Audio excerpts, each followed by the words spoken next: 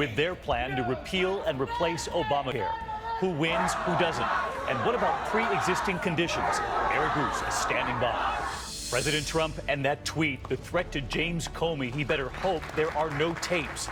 Tonight, 41 days later, the president now revealing there are no recordings. Our correspondent asking why the game, how the White House responds. As we come on tonight, the tornado watches and warnings right now. Concern around Atlanta at this hour after twisters already tear through an American town. The jurors speak. How many wanted to acquit Bill Cosby? Tonight, the story from inside the jury room. And your money tonight as millions prepare to travel for the 4th. Tonight, how to lower your car insurance. 3 simple steps that could save you hundreds. This is ABC World News Tonight with David Muir. Good evening, and it's great to have you with us here on a Thursday night. And we begin with the plan hatched behind closed doors, finally revealed tonight. Senate Republicans with their plan to repeal and replace Obamacare. Tens of thousands of Americans have poured into town halls worried about their coverage. Republican Majority Leader Mitch McConnell delivering the plan with major cuts to Medicaid. And what about the bill when it comes to covering pre-existing conditions? We have it all tonight. And outside McConnell's office, more than 40 arrests today, protesters angry with the proposal. ABC's Mary Bruce tonight on who benefits most and who doesn't under the plan.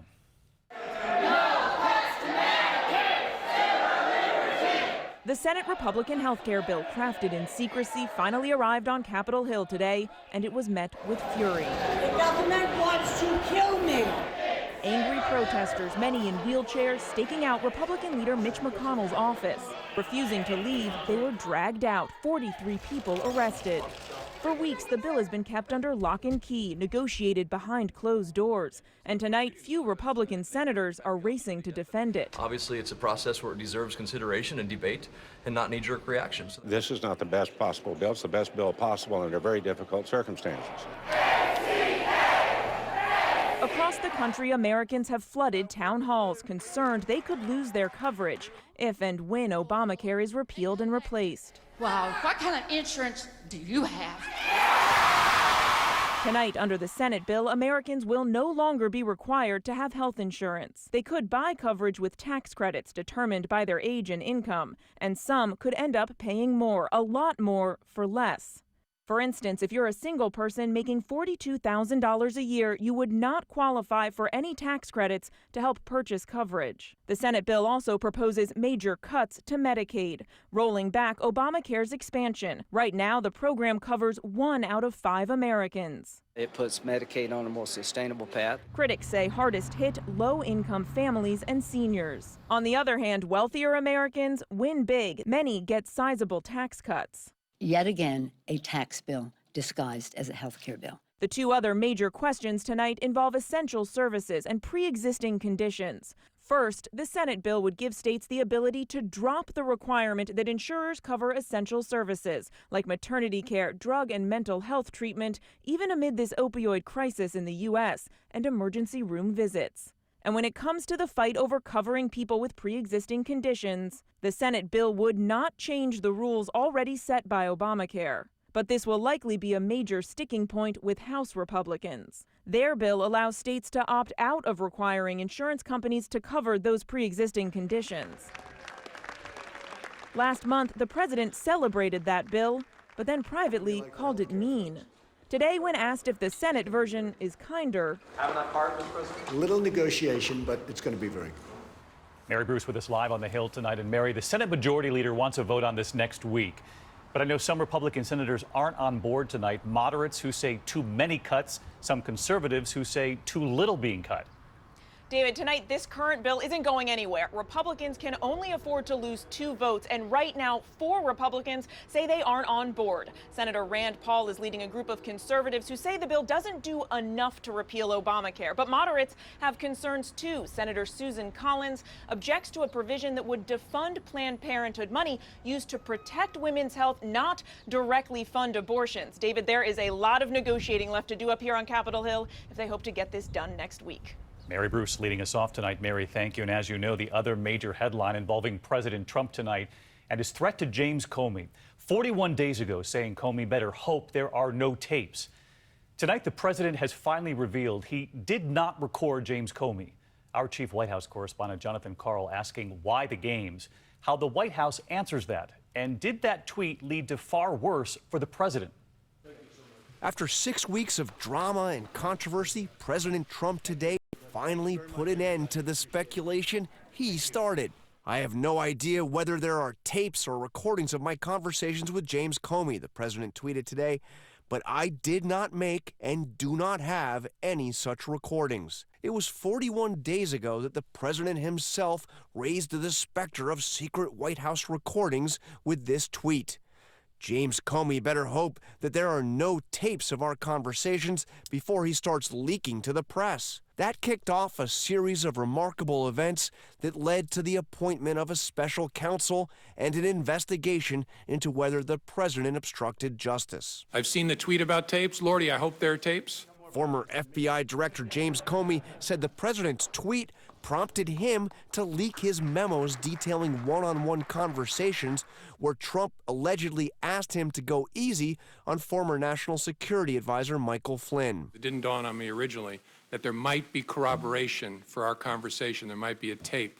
And my judgment was I needed to get that out into the public square. The resulting story raised the question of whether the president had attempted to interfere with the FBI investigation, which in turn led to the appointment of an independent counsel. The president refused repeatedly to put an end to the speculation about whether he had the tapes. You said that there might be tape recordings. Well, that I can't talk about. I won't talk about that. And less than 2 weeks ago, in the Rose Garden, you seem to be hinting that there are recordings of those conversations. I'm not hinting anything. I'll tell you about it over a very short period of time.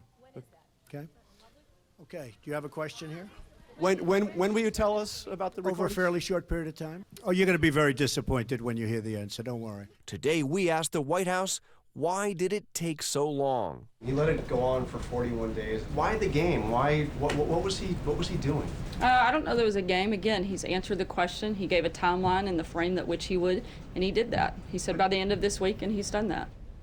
John Karl with us live from the White House tonight. And John, you've reported before that some of the president's closest allies have complained that he gets himself into trouble with some of these tweets. Are they concerned about the tweeting still? And today's tweet actually seemed more carefully worded.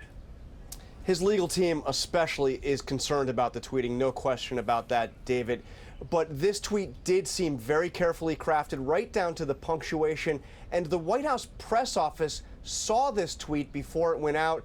And David, that is something that almost never happens. Yeah, we rarely see that. John Karl with us live tonight. John, thanks as always. We're also following dangerous weather at this hour. Multiple twisters reported today. And just before we came on, the Atlanta area put on alert tonight. One twister already barreling across crowded Birmingham, Alabama. This strip mall shattered in a suburb, several people injured tonight, and we saw children in baseball helmets sheltering in bathtubs. We've seen that before. Tonight, 30 million people, I should say, are under flood watches stretching across more than 1,000 miles. And ABC's Steve Osinsami, north of Atlanta tonight. Tornado watches are up tonight from the tropical storm pouring in from the Gulf. And there were twisters falling from the sky in Alabama. It just hit here in Fairfield. It was big, guys. It was really big. Just outside Birmingham tonight, a tornado hit in Fairfield, Alabama, with 120-mile-an-hour winds. From a mile away, people recording on their phones could see the flying debris. Authorities say 3 to 4 people were hurt. There's damage to 3 businesses. 12,000 people lost power. It lasted about 2 or 3 minutes and it was gone. We're trying to figure out the whole scope of the damage, and we just want to make sure everybody's okay right now. Multiple tornado warnings. North of Atlanta tonight, forecasters are warning more than 1 million people here to watch out. Tropical Storm Cindy made landfall near the Texas-Louisiana border overnight, a real soaker for the Gulf Coast. More than 10 inches of rain fell in parts of Mississippi. Even the fire ants are trying to beat the floodwaters. Our Eva Pilgrim is there. You can see the water still covering the street here, basically a river running where a road should be. The water surrounding the houses. We're learning more tonight about the boy killed in the middle of the storm. 10-year-old Nolan McCabe was on vacation with his family when he was struck and killed by a log, tossed by strong waves. Pray for this family. This is a tragic event, a tragic day for them, and to keep the family in your thoughts and prayers. More heavy rain bands from what's left of this tropical depression will continue to pour on this area and points north tonight.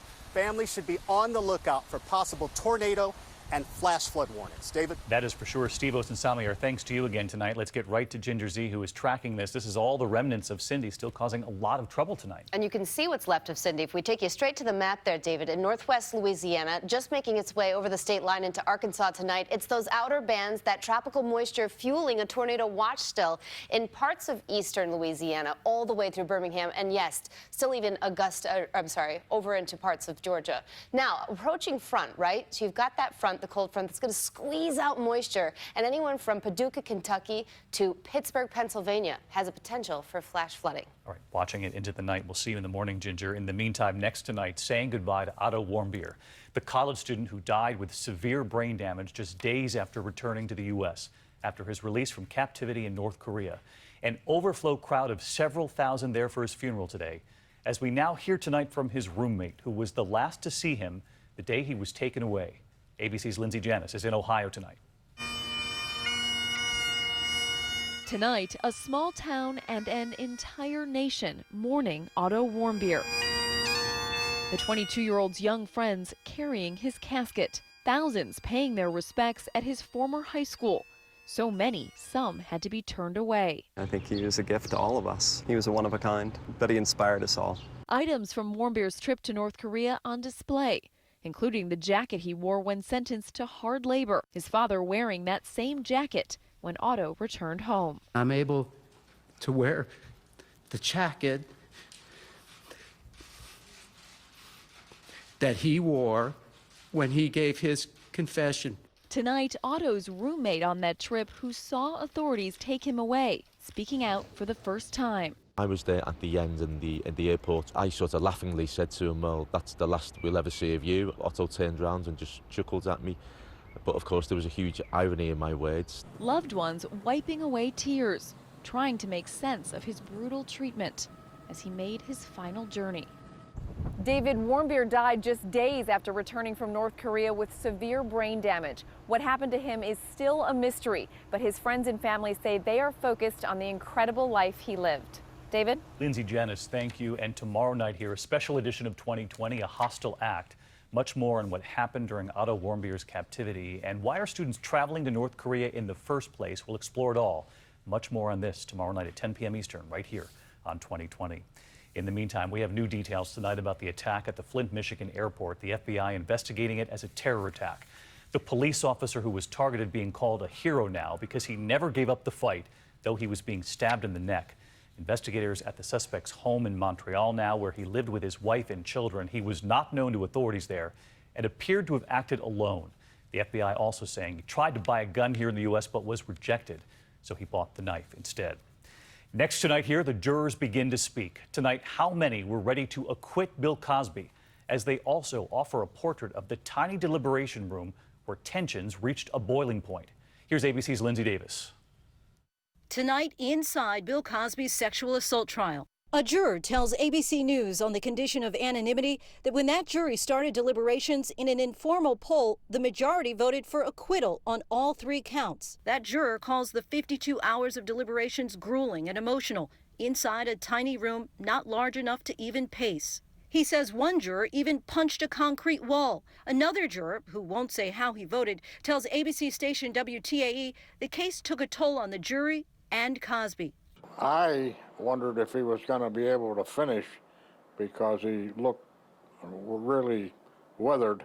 David asked Dan Abrams if that could come up in a retrial. There was a tiny room, not even room to pace, this juror apparently said, but fists into walls. I mean, this could come up again. Well, I think that you can expect the defense to file a motion and say, look, they were ready to acquit if the room hadn't been so terrible and the situation hadn't been so bad, Bill Cosby would have been acquitted. At times, the jury was evenly divided. But at one point, one juror says on the final full day of deliberations, the jury voted 10-2, finding Cosby guilty of an encounter without consent. And guilty 10-2 on the charge that Cosby gave accuser Andrea Constant drugs without her knowledge. But acquitting 11-1 on the charge that Cosby's accuser was unconscious during the alleged assault. In the end, a deadlock and a mistrial. As for Cosby, he's now planning a series of town halls to talk to young people. We want to educate the public and the world on how to avoid these things and how to protect themselves. Prosecutors now vow to try Cosby again, but one juror says they shouldn't waste their time. It would be a waste of money because the man has already suffered the loss of his career and earnings over the past 11 years. But that is not enough for the prosecutor, who says he wants the retrial to begin as soon as possible. David? Lindsay, our thanks to you again tonight. And there's still much more ahead on World News Tonight this Thursday. The new headline tonight about Alzheimer's and 3 steps to lower your risk. Also, the nationwide manhunt for a killer after the bodies of 3 women were discovered. Your money tonight with millions hitting the road for the 4th. Tonight, the simple ways you can save hundreds on your car insurance. Get a pen tonight. And then the fast-moving fire jumping from a highway to a hillside. The interstate